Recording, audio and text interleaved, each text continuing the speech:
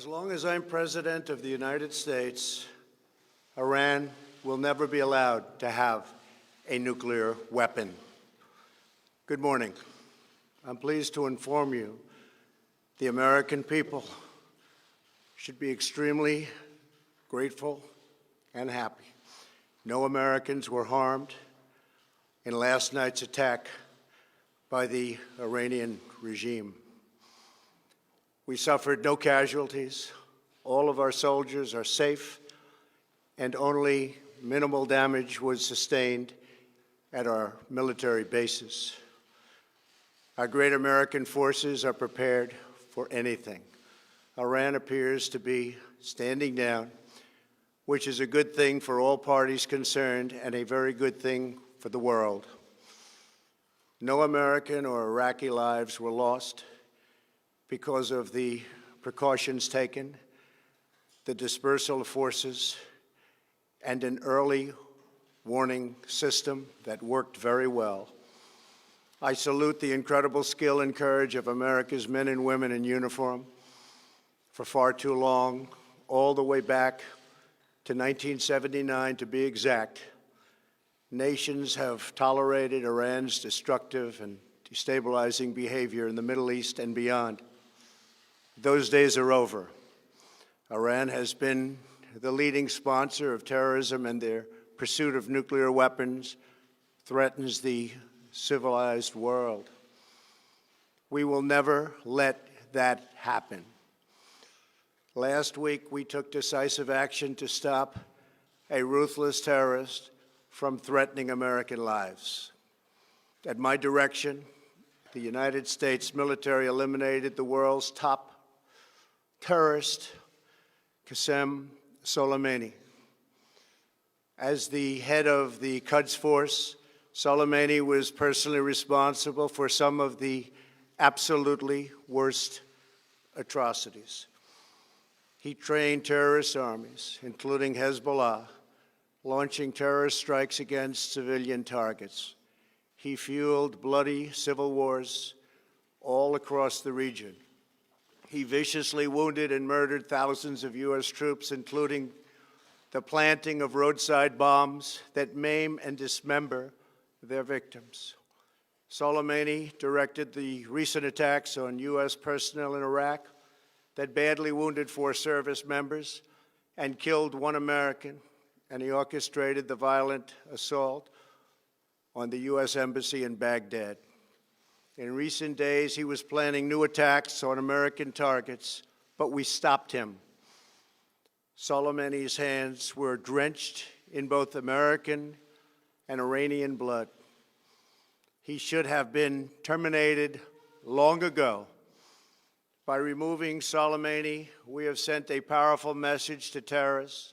If you value your own life, you will not threaten the lives of our people.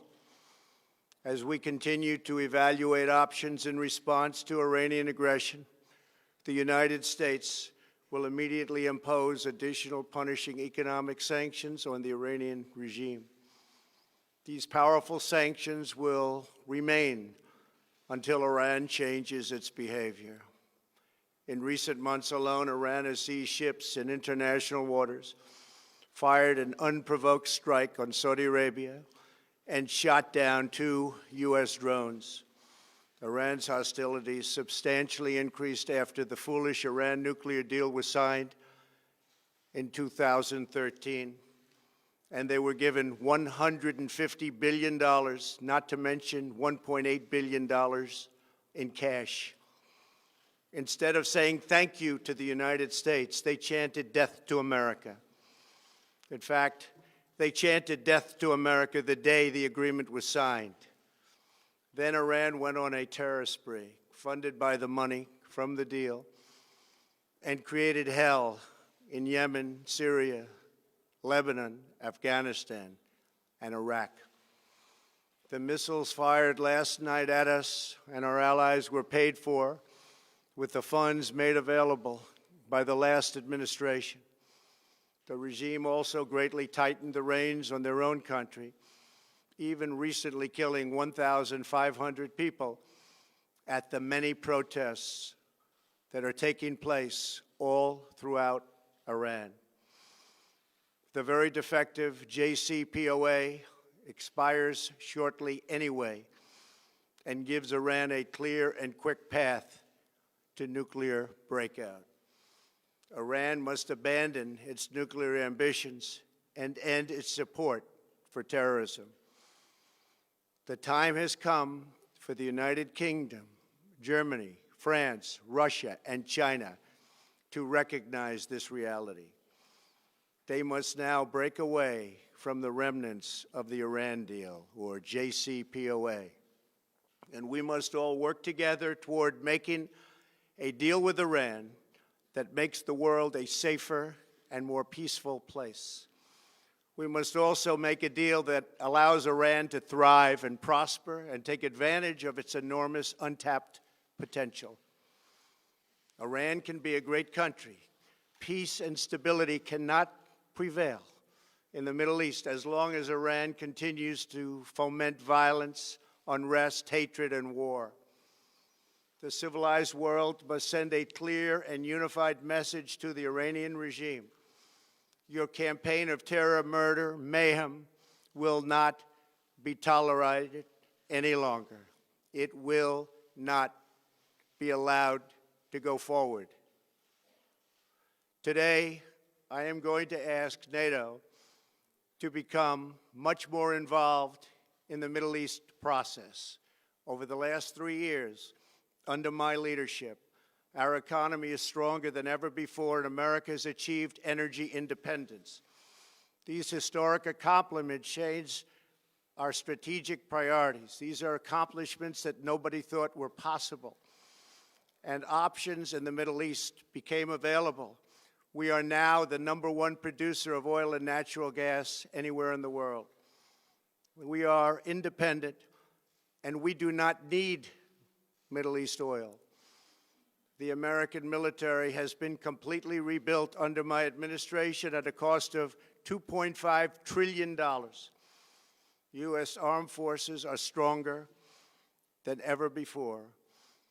Our missiles are big, powerful, accurate, lethal, and fast. Under construction are many hypersonic missiles. The fact that we have this great military and equipment, however, does not mean we have to use it. We do not want to use it. American strength, both military and economic, is the best deterrent.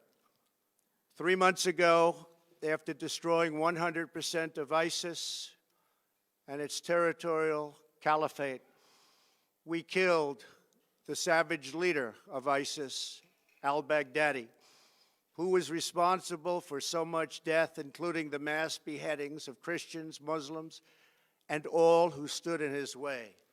He was a monster. Al-Baghdadi was trying again to rebuild the ISIS caliphate and failed.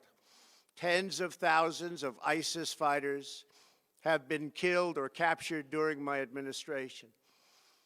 ISIS is a natural enemy of Iran.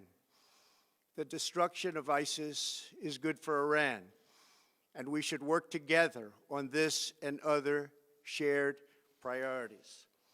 Finally, to the people and leaders of Iran, we want you to have a future, and a great future, one that you deserve, one of prosperity at home and harmony with the nations of the world.